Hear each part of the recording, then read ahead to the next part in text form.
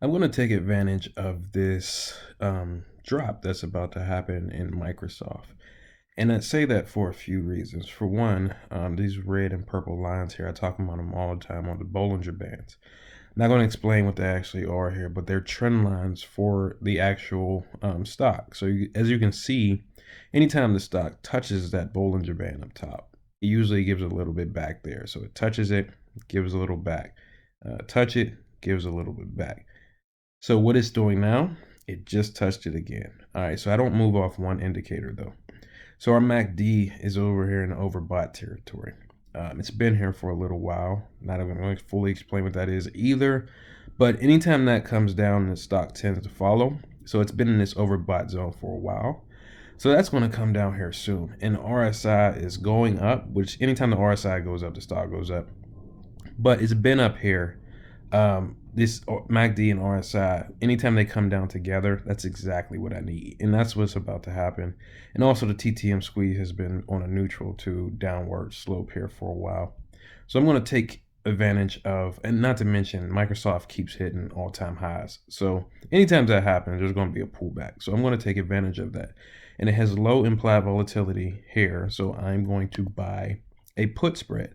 And I'm going to go 39 days out. So they're expecting a 21 point move or $21 move up or down by this expiration date. So I'm going to buy a slightly out of the money debit spread. And I'll show you what that does. So if I just do one option, and I'd be paying anywhere between $205 and $280. Typically it'd be somewhere in the middle, but I'll just start at, let's just say 220. And if that doesn't go through, you just work your way up until it goes through if you want to do that. If I hit confirm and send, I'd be spending 220 for a chance to make 280. My break even, meaning I needed to be at least below this number to make my money back, is 342.80. Currently it's trading at 345. So I needed to be at least below 342.80 to at least make my money back. If I analyze this, that's the 342.80-ish right there.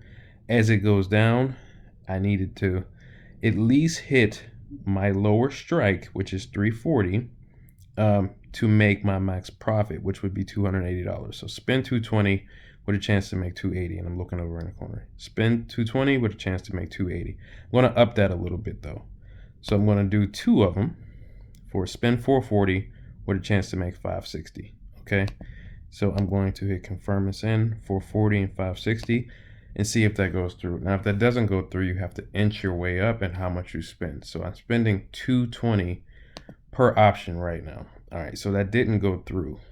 So what you got to do is right click, get rid of that one. And I'll go over here and you see this is working right here. That's my position right there. So if I cancel and replace, and I got to go up a little bit more from that 220. So I'm just going to go to 230 for the sake of time. Hit confirm and send. If that doesn't go through, well, it did.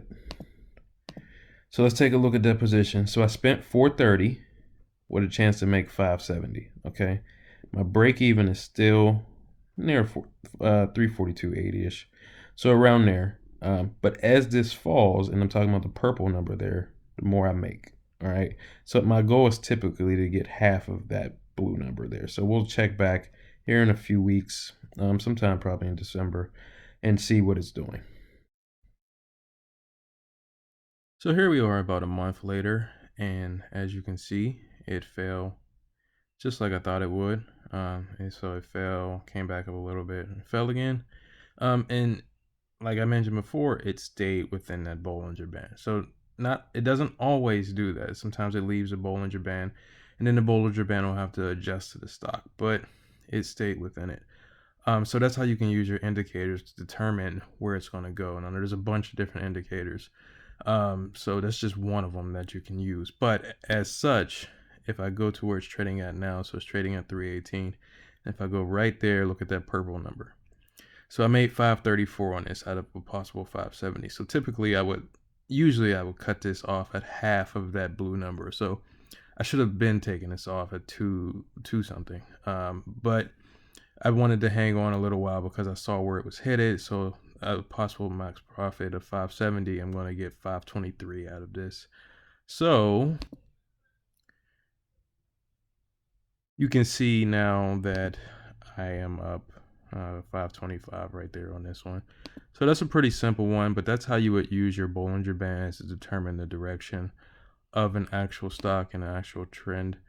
Doesn't always work. You have to use 2 or 3 indicators typically to get an idea of what it's going to do, but that one worked out. Where it touched the top of the Bollinger Band and we made almost max profit, which I don't always do. I usually get half, but made almost all the max profit on this one. So I'll close this out and move this to another account in my paper trading account.